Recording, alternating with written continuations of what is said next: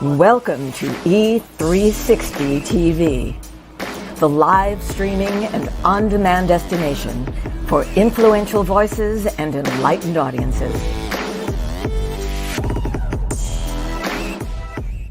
We offer trending, grassroots, and purpose-driven content across a diverse range of interests. E360 TV is more than just watching programs.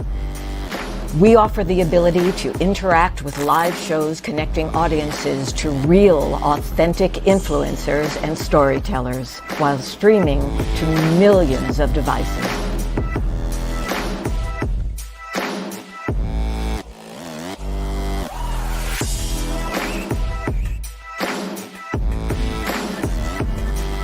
Real experiences. Raw conversation. One destination for it all. E360 TV. This world is changing more and more every day, and we've decided to change right along with it. My name is Dr. Lauren Michaels Harris, and I'm the president of Trajectory TV Network. At Trajectory, our vision is to provide a creative platform for top content creators and storytellers from around the globe. We're also dedicated to providing this world with content that is healing, educational, empowering, exciting, and above all else, entertaining and transparent. So right now, I invite all of you who believe yourselves to be global game changers to use the link found here and simply take a chance. Schedule a virtual chat where you'll have the opportunity to share your vision for your very own global television show with me, the network president. So use that link, and together, let's begin changing and healing this world, one story at a time. And remember, whether you have years of experience in front of the camera or zero experience, it doesn't matter. What matters the most is your desire to share great content through television and a willingness to share it with passion and with purpose. You might ask, how do I know if I've fallen in love with my purpose and my purpose has fallen in love with me? It's easy when you've lost your voice because you just can't stop talking about it. I'll see you soon.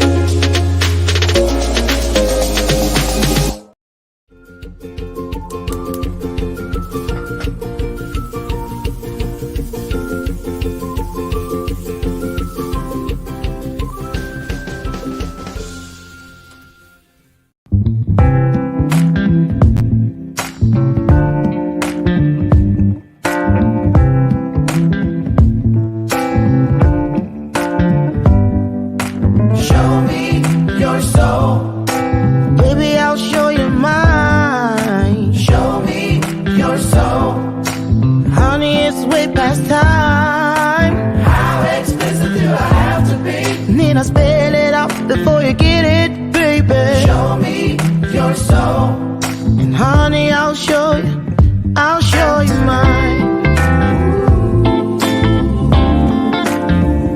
show you mine.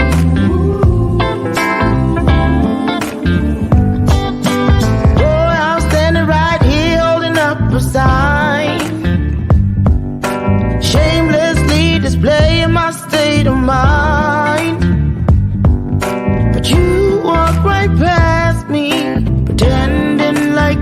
don't see. What's yours for the taking tonight?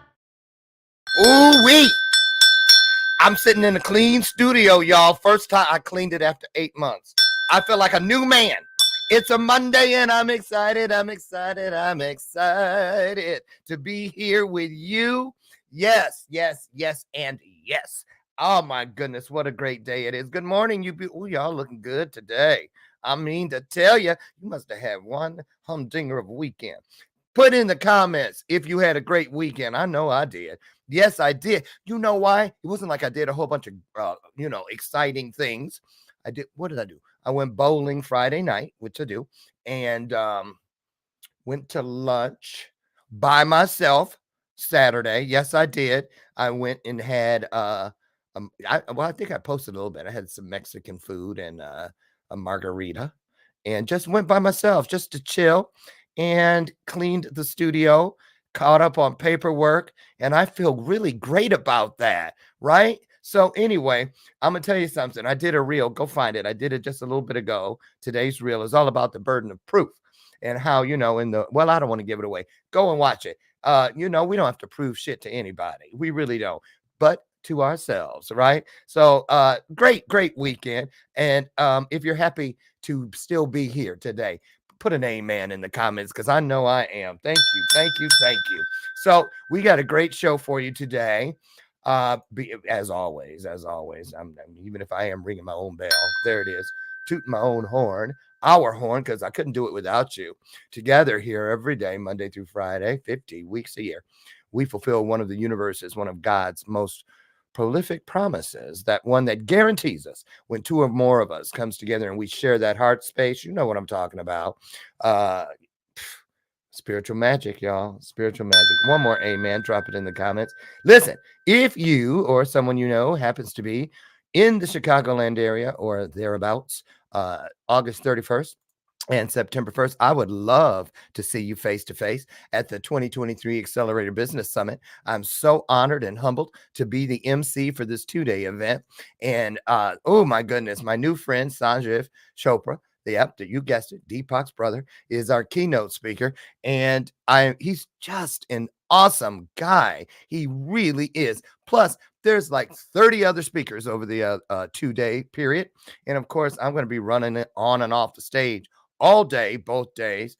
I've got a number of wardrobe. I've been waiting for this. This is my first time being an MC, and I'm gonna act like I'm on the Oscars. I'm gonna change 15 times. I'm not kidding. I am any excuse to buy clothes, right? Who's with me on that one? Drop it in the comments if you like to shop again. So anyway, yeah, that's happening.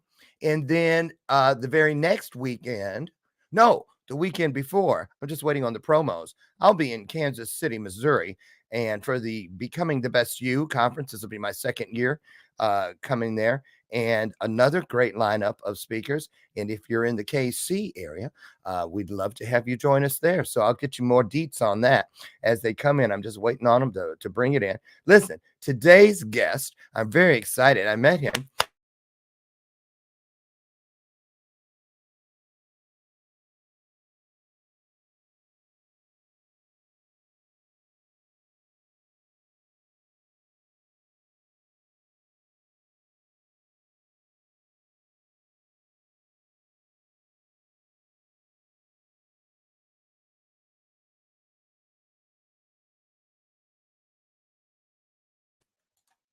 Oh, I'm back. That's Comcast here in Chicago. I don't know.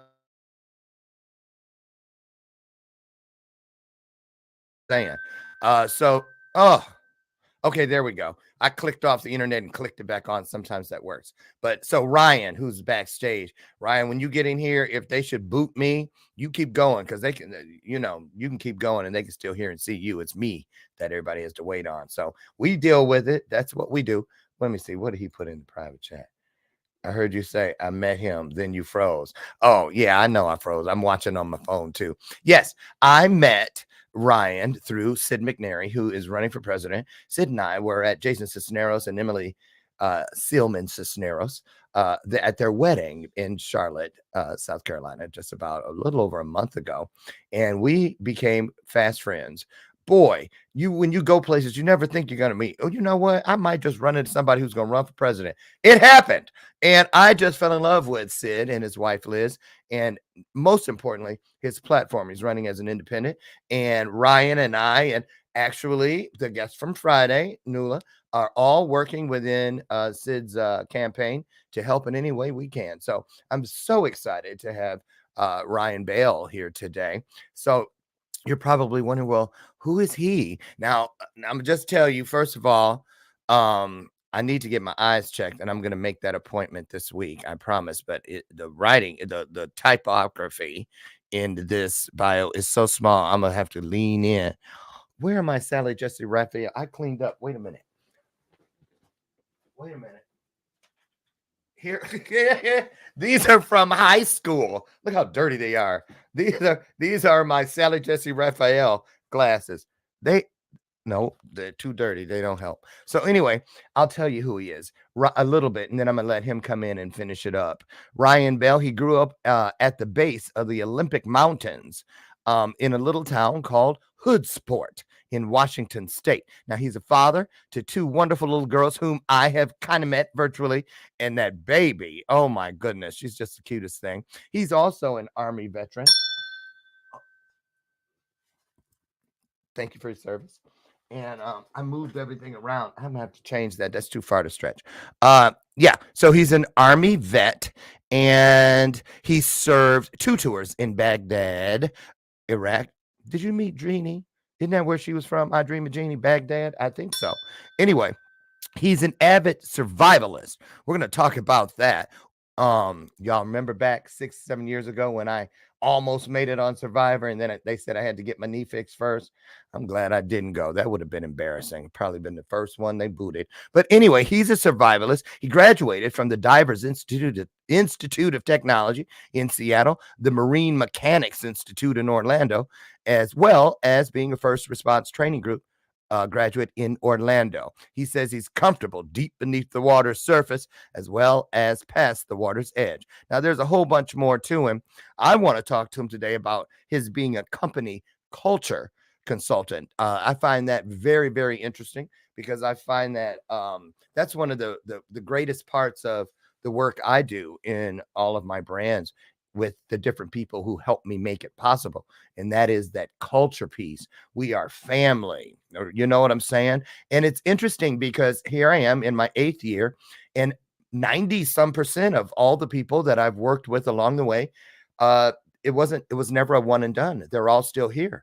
It's a big piece is what I mean. So let's get him in here. He's never been here. So you know what we do here on Bathrobe Moments. We roll out the virtual red carpet. We stand and give a virtual standing ovation. How? Easy. And it's free and it's painless. Put some hearts on the screen as our guest today, Ryan Bale. Hey, wait. Isn't there a star with that last name? Christian Bale, Bale. Is it spelled the same? I bet they related. Ooh, here he comes.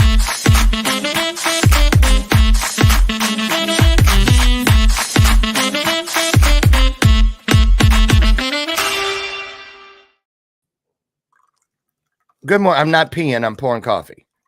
All right. Good morning, Lauren. One time somebody thought I was peeing because they couldn't see what I was doing. Is he peeing? No. Although I have some stories about during COVID and Zoom calls. Anyway, I never peed, but I did do calls in my underwear. Did you? Yeah, we all have. I know it. I know it was so freeing. It was so freeing. Welcome to the show. Are you related to that star? No, I'm not. I've done some research. We seem to have some tied lineage back in the Northern Europe area, but who knows? Oh, that would be enough for me. I'd be like, hey, cuz. You know, for real. How exciting. How you doing today? I am doing good. Let me see. I got out of focus. What happened? You got the same camera, probably that motion one?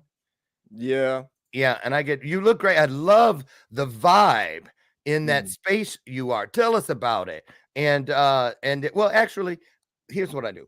I dip out for about a minute and a half, and maybe not that long, but give you some time to create your own vibe, if you will, with the viewers. Just tell them who you are, because I didn't read the whole bio.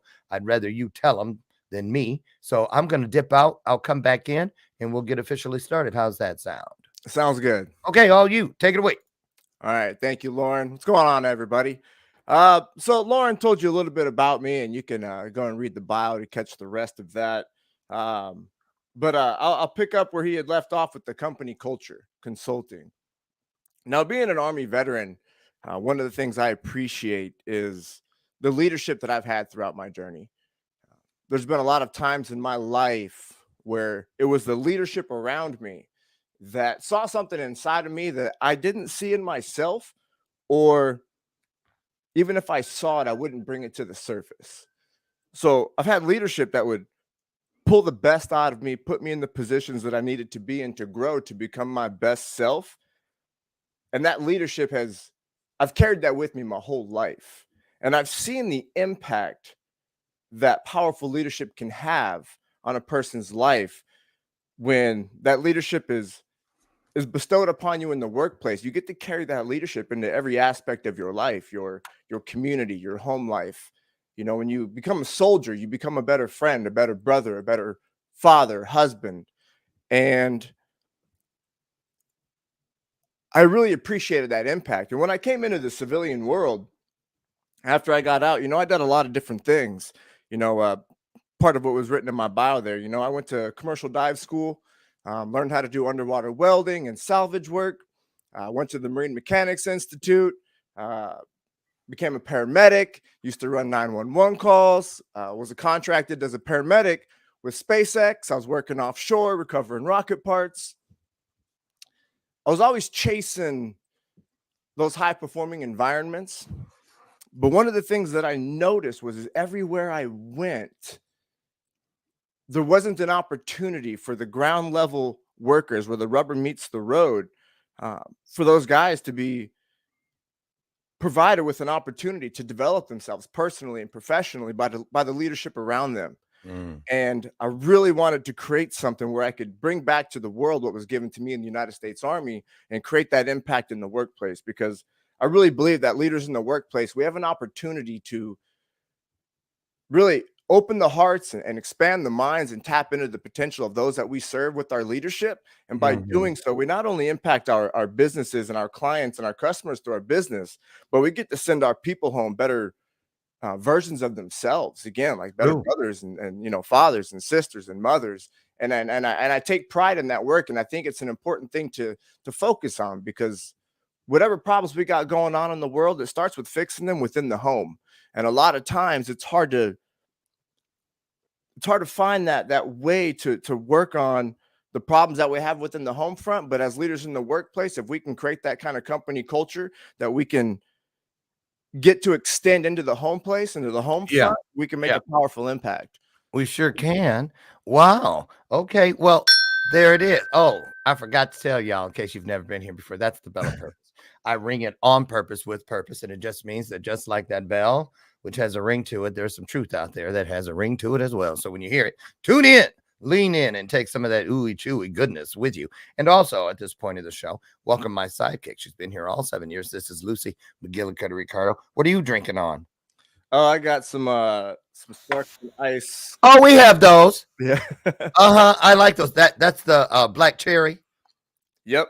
Yeah. This is the black raspberry. I got the black cherry downstairs. Oh, sorry. I forgot. That was my stage name back in the day when I used to dance, Black Cherry. I got it confused. Sorry. I'm kidding. Hey, listen, personal question real quick. Where do you buy your eyelashes? They are... Hold on, let me get my camera dialed in here. There we go. Yeah, what you do to make that clear up? I just had to take it off of autofocus and put it on manual. I wonder if mine has a button that does that. I'm gonna look when I get that. Okay, so yeah, back to the original question. Where do you buy your eyelashes? I grew these myself. I'll quit playing. You know, I told you look like Van Diesel's little bro, and you said no one had ever told you that. If you guys think he kind of looks like Van Diesel, see how I hedged my bets with the kind of? Put it in the comments. Yes, he does. So, yeah. I love your style.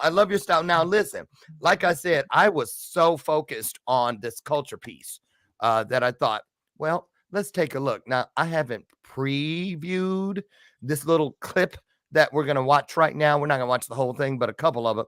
I just want to see how you feel about what they have to say, what's out there, because you being an expert and authority on culture, I wanted to see if because a lot of us just Google when we don't know if they're telling us the truth or some bullshit, whatever. So let's take a look and see what these people have to say. I don't know who they are. Oh, wait, I just clicked the wrong button. Hold on. There. Okay. And let's take a look. And then we're going to get your feedback on this. How to improve. Why is company culture important? Well, there's a lot of reasons, but a few of them would be it helps you capture new talent. People see you, they just want to be a part of it, so they apply, right? But it also keeps the talent that you have, really, and that's the most important thing of all, because if you can keep the same people, they're just going to get better and better through experience. I agree. So you don't want to have high turnover, and a good culture is really a key to avoiding that. And then the other thing is just happy people make happy customers, and ultimately that's just going to make you more successful. So you want to invest in a good, strong company culture, and in this video we're going to talk about 8 tips to help you do that. So let's dive right in. We're just going to watch a couple tips. Have a company motto. Look over my shoulder here. Execution excellence. That's our motto at Marketing 360. It's about just always doing everything excellently, executing excellently. And that goes beyond your job description. It could be walking down the hall, you see a piece of trash on the floor, you pick that up, right? If your teammate's phone's ringing and they're not here, you answer it. You don't let it go to voicemail. These are things that execution excellence. Better not answer mine. And if you have a motto like that, it allows your culture to kind of follow that as a guide. Tip number 2, listen to feedback. You actually have to listen and you have to ask for it.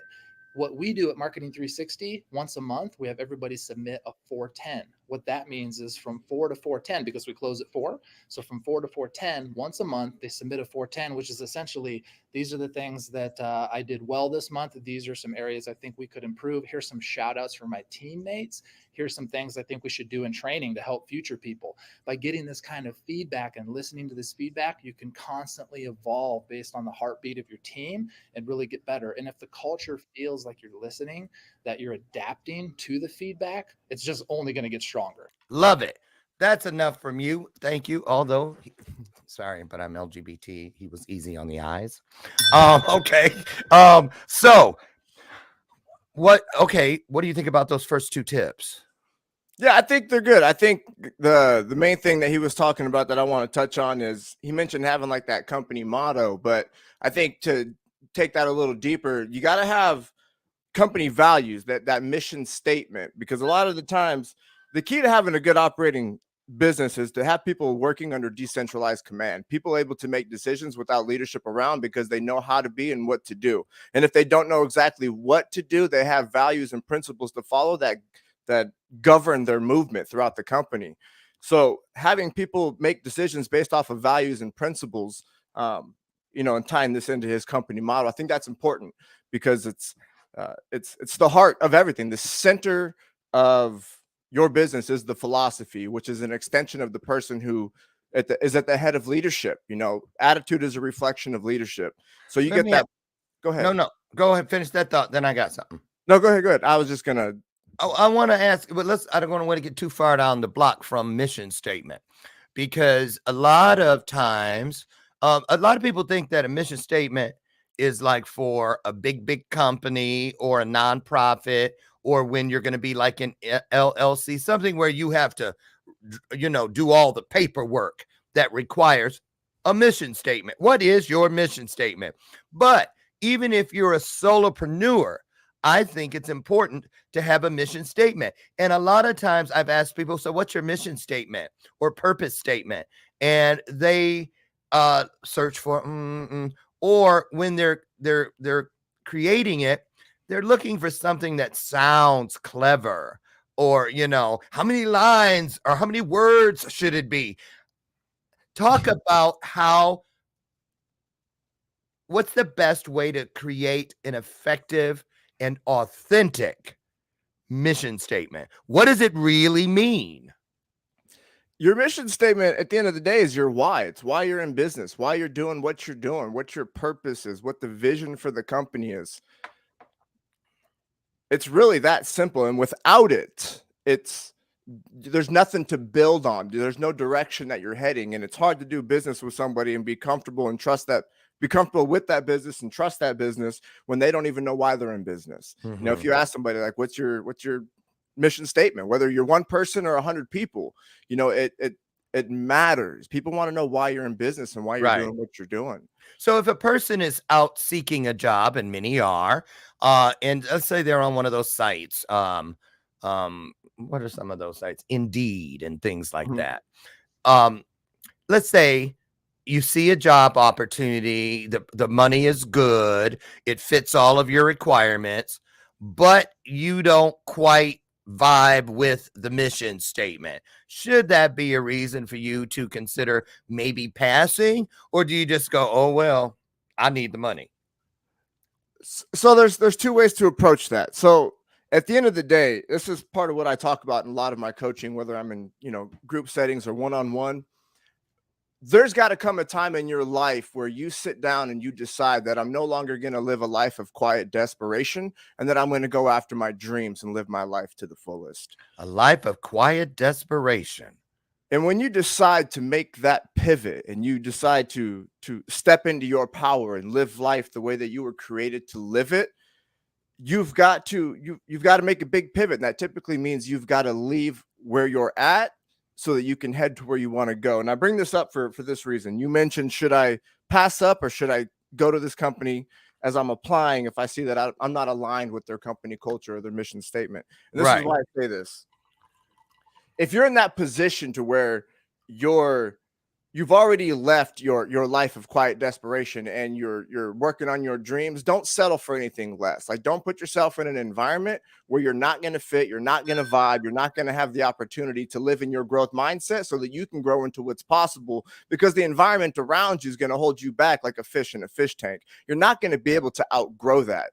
So I would stay away from a place where you're not going to be in complete alignment. However, with that being said, sometimes you got to, if the money's better and the money's good and it's going to help you make that transition, sure, go for it if it makes sense. But at the end of the day, that's a personal judgment call. But long term, I would never settle on working anywhere where you're not an absolutely good fit and where your presence isn't valued to the utmost. Yeah, I agree with that. Now, it is possible, I believe, tell me what you think, that maybe the mission statement or the culture as it currently is in a particular opportunity doesn't check all the boxes for us, but we know that part of our divine purpose is to create change, to help take great to greater, if you know what I'm saying. Yeah. So I think, tell me what you think. Is that the kind of thing that a person should at least consider? Well, perhaps I can help get them to the next diving board because I know what I know. I think that's important too. Contribution points. 100%. I agree. And there's a lot of ways to look at that. One, like if it's not your long-term place, but you got to go there anyways, make a difference while you're there. Help them out in ways that you can. Bring your strengths to the table. Be humble about it with your approach and do your best to make the change wherever you're at. That's what I do anywhere I go at all times. If I'm going to be somewhere, I'm going to add value and try to lift up others in the room and find a place to grow and tap into somebody else and get information from them. I'm always gleaning for new information and finding ways to implement myself and increase the value of the place that I'm at. I agree. Good point. Now, here's one that a lot of people, I don't think as many people, I'm trying to frame it. I think we could do better. I include myself. Well, I'm pretty good at it. Because I got burned. I got tired of running out of opportunities, smelling like soot because I'd been burned. And what I'm alluding to is when we collaborate with other businesses and other brands, I think there's a responsibility to check out the mission statement, to check out the culture, to make sure that it's a good fit. For instance, as a speaker, that's why I don't really vibe with that pay to play thing as a speaker, because I know I could be standing on a stage with somebody who's really not there to pour into people as much as they're there through an angle to sell something. And when a person buys that space, they buy the right to say whatever the hell they want to say. And so talk about that, if you could, Ryan, about when we collaborate as entrepreneurs, solopreneurs, wannapreneurs, with others. the responsibility of making sure that, you know, you're not going to come running out of the elevator with them smelling like a wet labradoodle. You know what I mean? Because they shook all over you, and people go, "Ooh, you smell like a wet labradoodle." I don't own a labradoodle, but you've been rolling around with one. Yeah, so that goes just like with the picking the company you work with. Like, you shouldn't do business with anybody that you're not in alignment with, because here's the one thing that I believe wholeheartedly. Me as an individual, I need to be 100% predictable, because people can determine and judge how I'm going to move based off of the principles and morals that I have in my heart, the values that I carry, and how I operate. The moment you start doing business with somebody who's not in alignment with who you are, everything you said you were is now up for question. Period. If I tell you I'm a great man, this is what I stand for, this is what I believe in, this is what I'm going to live and die for, and then you catch me doing something with somebody who's something in their code of conduct or in their business contradicts what I've said, I'm in question now. You won't catch me in that position simply because, well, I don't settle for less, and I won't deviate from what I believe is true and right in my heart. So that's how I feel. Thank you, Jesus. Because like grandmama used to say, all money ain't good money. Yeah. You know what I'm saying? Seriously. And it's like a like stepping on some hot bubble gum on a sidewalk. You step on it and you think, oh, well, no one will know because it's underneath my shoe. But every place you step, there it is, stuck, you know, and it's just not worth it. So let's talk about, is there a checklist? What are some of the things you recommend when you're working with people about doing leadership differently? That's one of the things I saw when I checked out your work, and how you help create culture makers. Talk about that. So the cool thing about leadership, it's a lot easier than most people think. And a lot of people have this misconception that leaders are born and leaders aren't made. The truth is, some of us are born with certain capacities and have a predisposition to be great leaders early on in life, but that doesn't mean that great leaders can't come from nothing and develop themselves into a leader that they never thought was possible. And I know this from experience. You know, the 8 years that I spent in the Army, I've seen time and time again the man or the woman that you didn't think was leadership, material, be put into a position, forced into a position in order to get ripped out of their shell and to find out what they're capable of. And then they do amazing things. People have the wrong idea about what leadership is. Leadership is bringing a kind, caring, and compassionate heart to the workplace and providing an opportunity for the people around you to grow into what's possible for them. And then learning how you yourself as the leader can create that space so that you can get them to bring their best self forward and be willing to fail and to work through the trials and tribulations of being in the workplace. As a leader, though, it doesn't matter what you do, where you come from, how long you've been running a business, whether you want to start a business, you already possess all the leadership abilities. You have the capacity already. So as a leader, understand that the people around you, they don't need you to tell them everything that needs to be done. They don't need to micromanage. Yeah, what all people need, if you want to be a great leader and you want to have a beautiful company culture, be the best person you can be, create an open environment, a trusting workplace, have your team living and working in a growth mindset, and the leadership takes care of itself. Ask somebody, what do you need? How can I serve you? What do you need to make your job easier as your leader? Like, what do I give you? And just let people tell you what they need and give it to them. And then you're done as a leader. Like, that's all you've got to do. It's really simple. And that's what most people don't realize, is that they say, I don't know how to be a leader. I don't know how to take my team to the next level. You do. Nobody's showed you yet. You already have everything you need. And that's where I kind of come in and help people develop that clarity and the rudiments. Yeah, absolutely. And help them to establish that confidence so that they can step into that position in the workplace. All right. I love that. Now let's pivot into this one. This is a conundrum, if you will, for many leaders, is the popularity piece. You know, it can go either way. There's people who are leaders that we've all served under, worked with, and that's what I mean right there. Served under the where it's my way or the highway. You people are doing what they want them to do out of fear.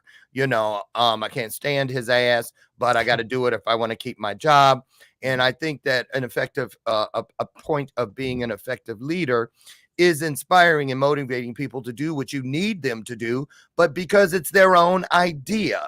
So what about the person who feels like they have to, demand people into submission? You know what I'm saying? There's a fine line where you let people walk all over you, or they're doing shit because they're scared of you. How does a person get to that place where it's like, I can say a little bit to this real quick, is I treat my business and the people I work with just like I do my tennis game. I love to play with people that I know are going to whoop my ass, because that's the only way I'm going to get better. But in order to do that, I can't be afraid of what the spectators are going to say every time they see me getting my ass run off and missing everything and not even scoring a point, because I don't have to turn and explain to them I'm doing this so that I can be better.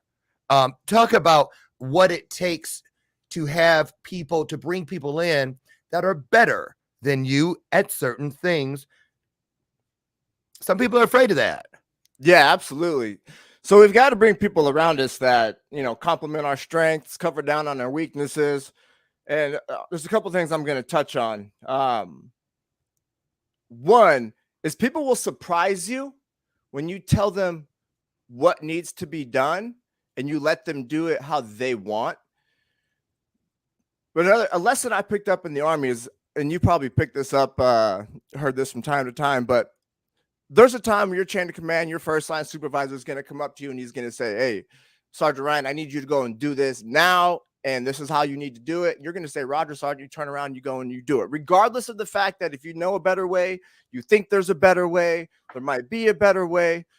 The way this order of process works, at least how I was trained to do this, is do what you're told the way you're told to do it. And if you know a better way to do it, come back and share your better way to do it after you've done it the way you've been told, so that at least when you come back and want to share your way, you can at least say, look, I've tried it your way. This is how it was. This is how I think we should move forward.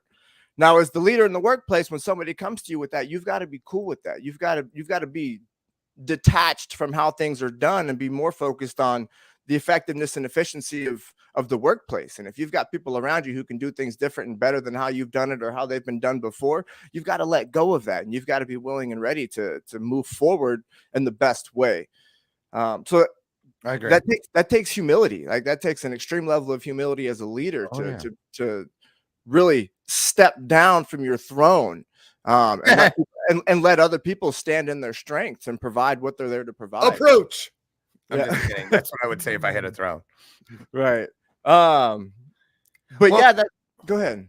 No, I was gonna say this because back to the clip. Let's talk about, if we could, acknowledging, suggestion boxes where something way back, they've always had those, in companies where you could drop, but they didn't always take the suggestions and implement them. And so I'm headed towards where in the clip the guy said shout outs to people, acknowledging where people have done something that they didn't have to do, but also just letting people.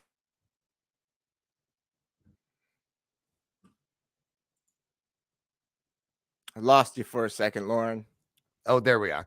There you go. It's not just like giving somebody an award or something. Shameless plug in 3, 2, 1. An award or something. I know I would rather have someone look me in the eye, or at least I did when I was working for someone else, to acknowledge my contribution. Yeah, the award and whatnot that lasts about 30 seconds. Thank you so much. Okay. But when they would pull me aside or come to my desk or whatever and say, that was really cool, I really appreciate that. Talk about, Ryan, how important it is to let people know that we understand and we appreciate the benefit of their contributions, no matter how large or small. Because sometimes it's for the big things and the little things seem to not matter. How important is it to close the gap between those two bookends? It's huge. People need to be appreciated. It's Mm. it's part of our biology. Yeah. It's part of what lets us know we're in the right place. You know, like you shouldn't go where you're tolerated. You should go where you're celebrated. And Hallelujah. when you have a team, sure, they don't work for praise, you know, but they appreciate it, and it lets them know that their presence matters, that they're bringing value. And not only do you show them appreciation, but you do it right. Like you really, for instance, I had I won't give any details, but I was on a call with a client the other day, and we were talking about appreciation. And he's like, give me an example. And I was like, bro, I appreciate you just being here as a client. I was like, as a coach, I love being on this side of the conversation. And I said, you probably don't know how much I appreciate it, but I get to stand in my strengths when somebody like you has the courage to come and share this space with me. Not only do you get to find out more what's possible for you, but I get to learn and grow and develop my skills as a coach and as a leader. I was like, I appreciate you. I was like, that means the world to me that you can come into this space and be how you are right now. This is the two-way street. Like, this is amazing. And he's like, wow, I never really thought about it like that. Right. But that's how you show appreciation. Like, give people details, let them know why their role makes it different and how they play into the bigger picture of things. You know, that is so true and so important, because I know many times I've been shocked when I'll just let someone know how much something they did mattered to me, and they are shocked, even more shocked that I caught it, because in many times, it wasn't like they were going out of their way. It was just a natural thing for them to do that, to be that way. And just to have it acknowledged helps turn on a light bulb within them that, wow, I didn't even know I had this gift, you know. Yeah. It's crazy. Like so many people need such little encouragement to stand in their power and to really come forward. Like so many people are at that threshold of stepping into what's next for them. They just don't have that support around them. And when you give people that support and you show people you appreciate them, you'd be amazed at what they come forward with. Like That's absolutely right. Because like in the clip, the guy, he was right on point. I say this all the time. We've all known this, that turnover is the biggest thing that it's the number one thing that will put a business out of business. Constantly having to start over, retrain, and You just can't keep people because no one is like, why would I need to be, especially now, post-COVID? It's hard to get people to work. I hear that all the time. You know, how many fast food restaurants do you know that don't have anything but drive-through half the time now, because they don't have enough people to man the registers, and that because I ain't got to work, you know. That's the thing. So when we're going to take a brief break, just about a 1-minute break, and when we come back, I'd like for you to let's start talking about some of the common mistakes that companies make by not spending enough time developing their company culture. That and more when we return. Don't go away. It's a great time to share the broadcast out. A lot more right ahead when we come back. You can navigate the legal and emotional journey of divorce and exit a marriage the way you entered it, with mindfulness, love, and respect. Solace Divorce Mediation is a full-service law practice helping couples focus on the health and well-being of children and their forever co-parenting family. Our streamlined divorce journey offers flat fees with an estimated completion time frame of 2 to 4 months. If you or a friend need us, visit solacedivorce.com.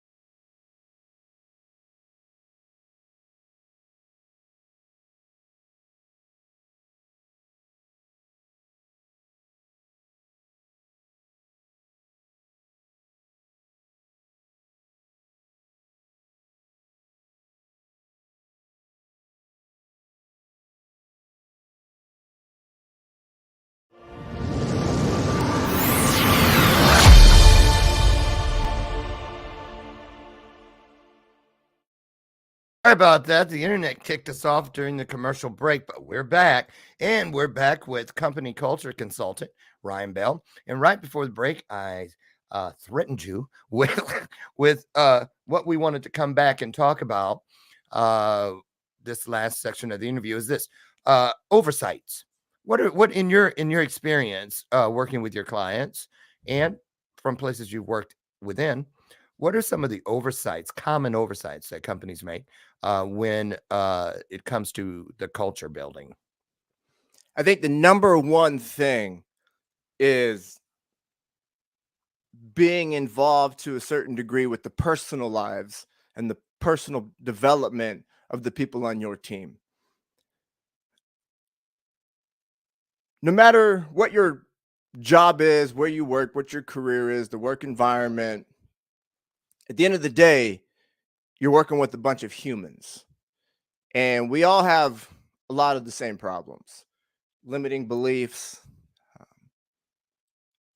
things that we've been carrying around our whole life. See, here's the thing. It's not so much what we don't know about life that messes us up.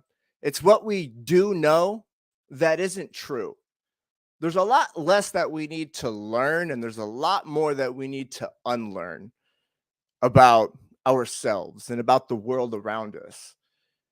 And if you can create an environment where at the center of it is a growth mindset culture, people will become comfortable growing into what's possible for them and learning new things. And if you don't have people learning new things about themselves, about others, about leadership, team dynamics, and people are just coming to work, doing their jobs, and then going home and then just preparing to come back to work again and living like a robot. Those kinds of people, I've been that person. Those kinds of people aren't going to bring value to the workplace. And you're going to be wondering why this is failing, while that's failing. Why isn't this working? Why did this go sideways? It's not because you don't have the resources. It's because your people don't know how to be their best selves because nobody's ever showed them. Nobody's ever taught them how to think, how to critically think, how to strategize, how to get out of your own goddamn way. Yeah. Like, I agree. It's wild. And that right there, going through that process with my leadership and as me as an individual, it's been the one thing that's changed my life more than anything. Figuring out what's going on up here, because the whole world, everything we experience, nothing happens out there. Nothing out there happens. Everything happens right here. Your whole experience, how you view the world, how you experience a thought, how you respond to that experience, all of that happens in your head. And when you teach people how to think different, you can change their entire life. Mm-hmm. Amen and amen. I'm going to tell you something. You're absolutely right. When I first started my business, and I thought, what will help ensure success as far as people wanting to stick around, I thought that it was going to be, that the freedom to give them from the beginning to know that I don't want to give you a gold watch after 20 years like they used to do. Thank you for your service kind of thing.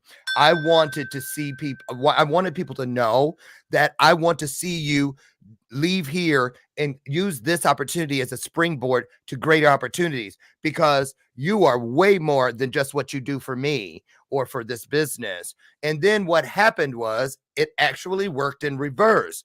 They didn't want to they do other things, but they don't have to leave here in order to do them. In other words, here's what I hear from a lot of my coaching clients, which is why my coaching program, shameless plug in 3, 2, 1. My coaching program is for life.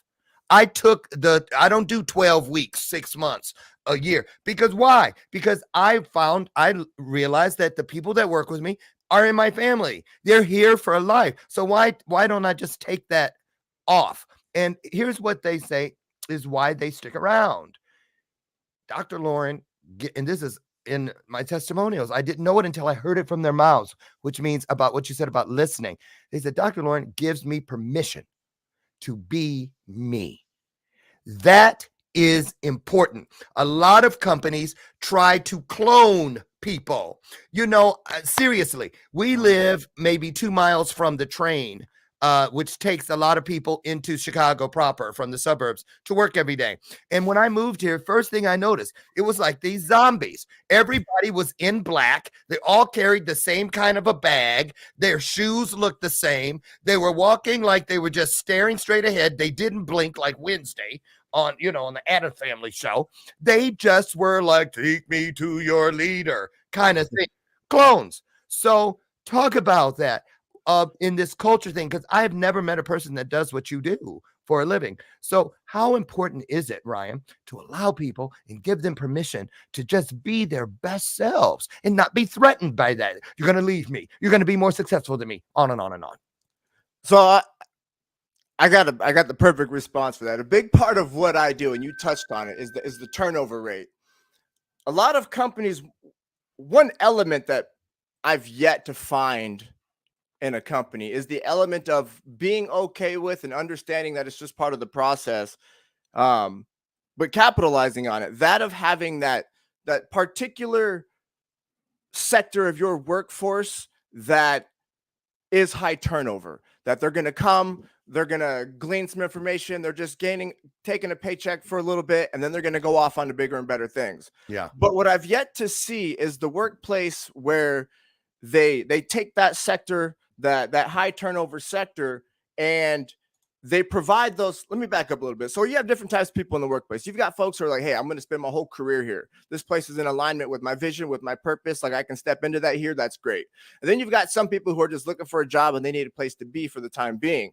And then some of those people leave. And then, like you were saying, some of those people end up going, oh, wow, like I thought this was a transitionary job, but I'm going to stay here. Like I like this. And or they kind of work there and do their own thing. And they stay in cahoots.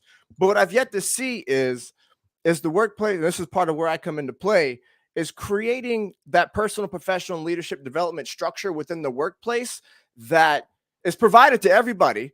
But the folks who are your high turnover folks, you really give them an opportunity to learn and grow and develop themselves in a way that most people wouldn't ever do, because they're like, oh, those people, they're going to come, they're going to go, like it's going to be a waste of money, I'm not going to invest in them, and they're just going to be gone, like, and then I'm down and I'm out. It's like, well, no, not really. What you've really done is you've taken your duty and your obligation as a leader seriously, and you've provided everybody in your workspace an opportunity to grow and develop themselves. Right. And those that you take the opportunity to grow and develop, that you know are probably going to be high turnover, one of two things are going to happen. One, they're going to go, wow, this is really cool, I'm going to stay instead. Or two, they're going to leave, but they're going to have a much better feeling and experience with you, and you've ultimately given them the best opportunity for them to move on and go and do bigger and better things because of the leadership that you provided in the workplace. I agree. That's perfectly said.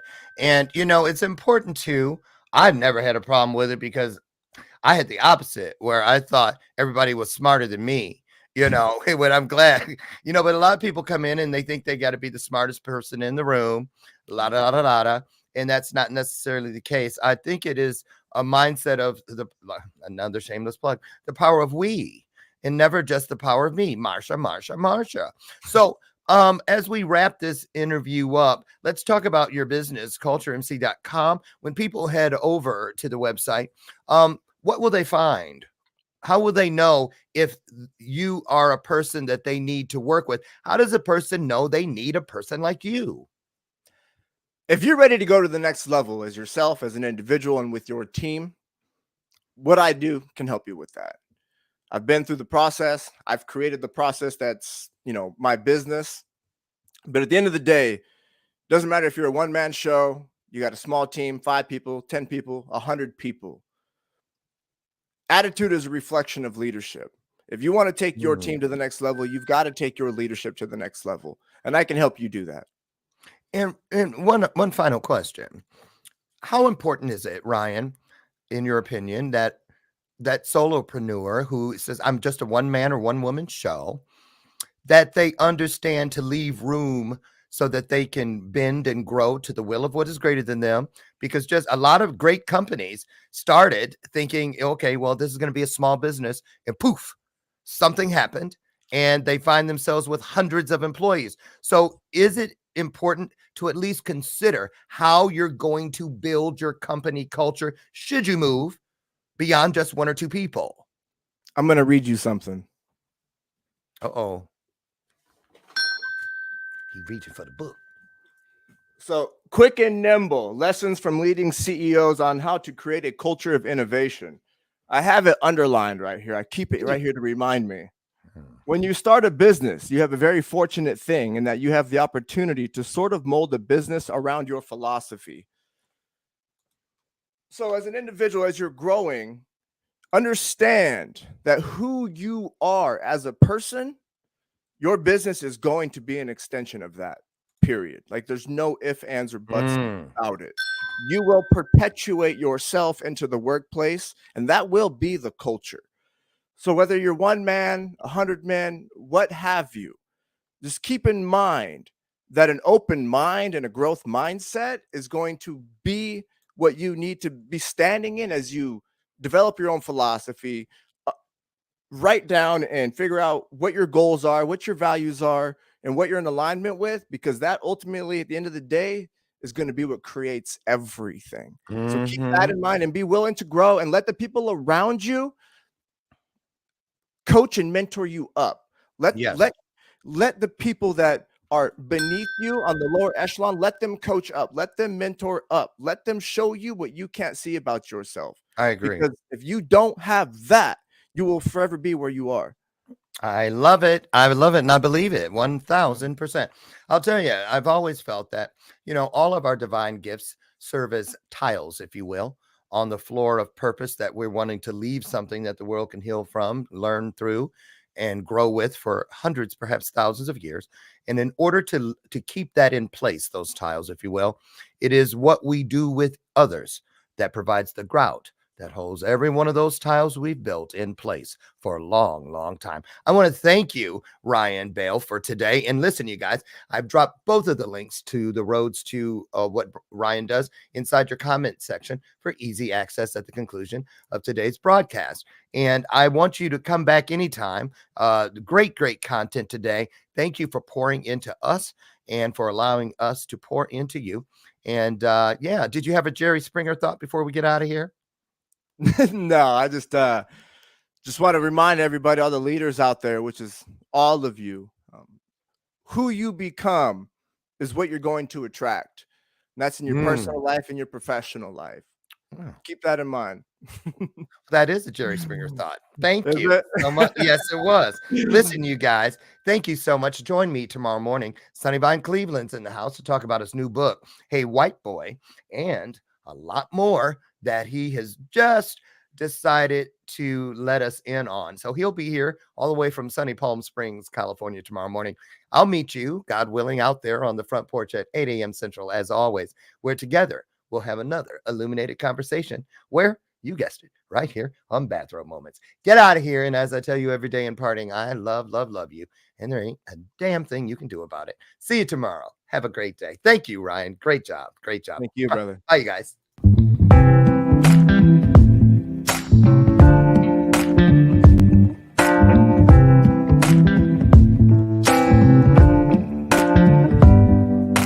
Show me your soul. Baby, I'll show you mine. Show me your soul. Honey, it's way past time. How expensive do I have to be? Need I spell it out before you get it, baby? Show me your soul. And honey, I'll show you mine. I'll show you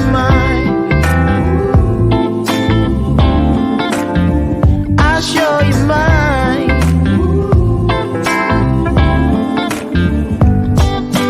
Boy, I'm standing right here holding up a sign, shamelessly displaying my state of mind.